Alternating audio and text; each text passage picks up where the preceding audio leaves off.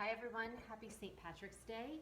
Today is the first of what I hope will be many at-home cooking videos. I'm not really quite prepared with the technology situation, so please bear with me.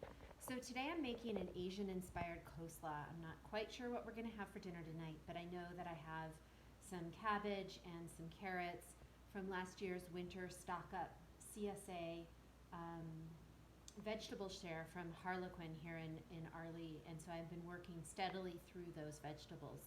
I'm fortunate to have an extra fridge, so I'm able to store a vast amount of cabbage and carrots in there, and it is time to get using them because they're about all the produce that I have left.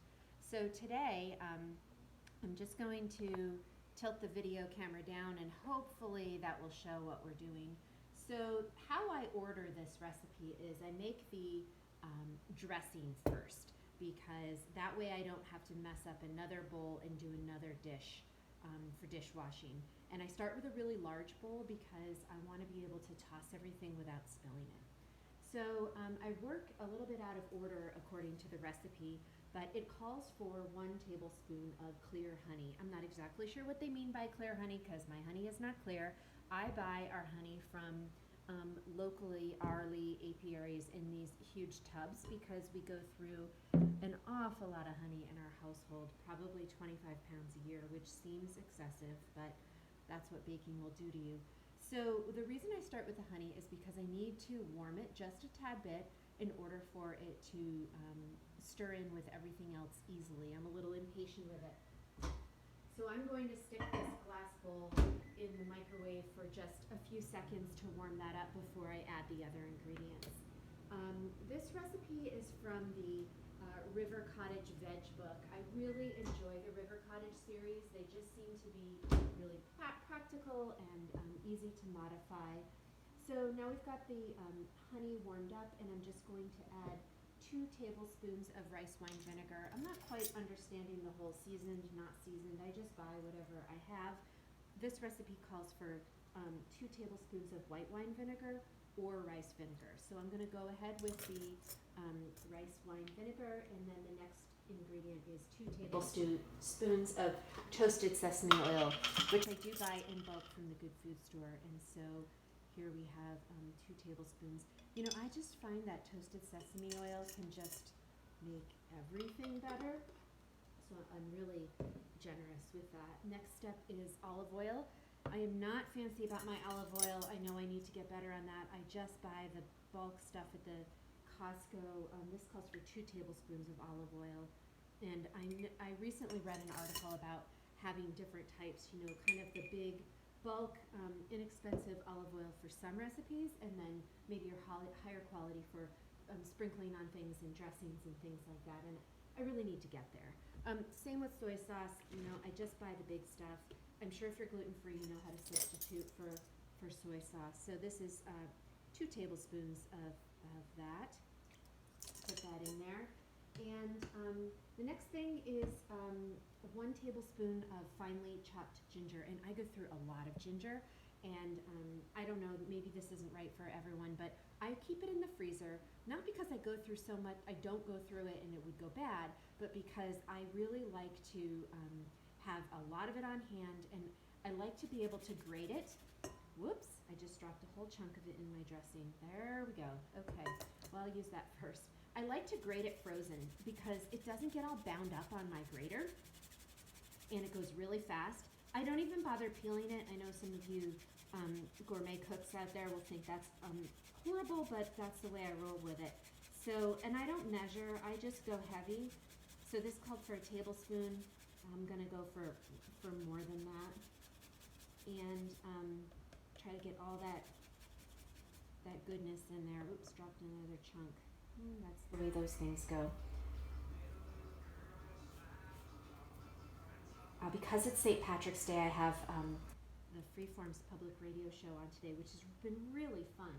I'm hearing lots of music that I don't often hear, so that's really nice. So the next ingredient is 1 garlic clove, finely chopped. This is a humongous garlic clove. We grow 2 kinds here at the house, and these large, I think they're called elephant, are great because They're just really easy to peel and really easy to use. This is last year, so you can see it's starting to grow a little sprout on it. No biggie, you can eat that if you want, you can chop it off. And it calls for finely chopped. I'm really not patient enough for that, so I often stick it in this press thing. I know that's probably not always appropriate because you do get different flavors and different aromas from different methods of using garlic, but in this case, you know, this is for everyday use. I'm not entertaining any royalty here, so I'm gonna go with the quick and easy way, which is putting it through the press. My press has seen a little bit better days. It gets used really often, so hopefully I've gotten all of that. I do think that these big garlics are pretty mild. Okay, and so that's everything for the dressing. And so usually I just use a fork so that I don't dirty another dish, but today I'm going to use the whisk. Oh, see, I've been too slow. My honey has already cooled and has gotten stuck. So I'm going to use a whisk and really get after it here, and hopefully I can warm it up enough to make it mix. I have a new whisk, which I'm just really loving. My old whisk was serving me well for a long time. It wasn't as nice as this one. This is an OXO one. There's two reasons I like this one. One is because the points where it seals into the handles are sealed, and so I don't have to try to clean that and worry about food getting in there, and it's got a lot of extra tines. So the reason why my old whisk wore out is because I was using it every single day, because during milking season I was making either yogurt or cheeses or something where I needed to warm the milk up and I needed to stir it, and so I was always using my whisk, and it just gave it up. Okay, this is nice and thick now. I don't know if you can see that. Oops, a little bit of garlic skin in there, just don't mind that. So now that this dressing is ready to go, I'm going to set that aside, and I'm going to cut my vegetables, and I'm not going to keep that on the video because likely I'll chop my finger and cause blood to go everywhere anyway, but the recipe calls for 1 small green cabbage, and I don't know what the hell that means, so I'm just going to use like this much of a chunk and then maybe another, I don't know, half of this thing here. It's really hard. I know I should measure someday and write it down so I know what's preferable for this recipe, but I honestly just usually wing it. And then it calls for 4 carrots peeled. I'm going to go with 5 carrots because I want to go a little heavy on the carrots. I really love them. And the other ingredient that it calls for, which I never have on hand, is a bunch of green onions.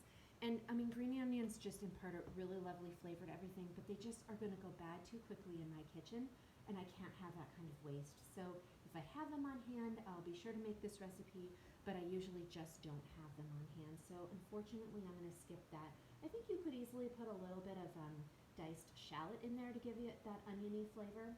And then the last ingredient that you would use after mixing all of this together, so let me back up.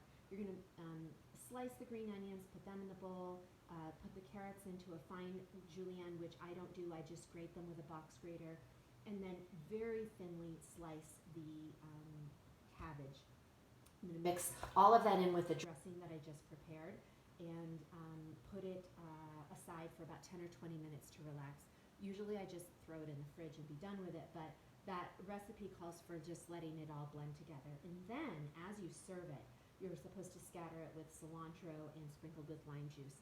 And, you know, I just never have cilantro on hand fresh this time of year, so I'm going to unfortunately skip that. I might consider putting some frozen cilantro on just to give it a little kick. It really benefits from that cilantro, though, so if you have that on hand, that's a great recipe item to have.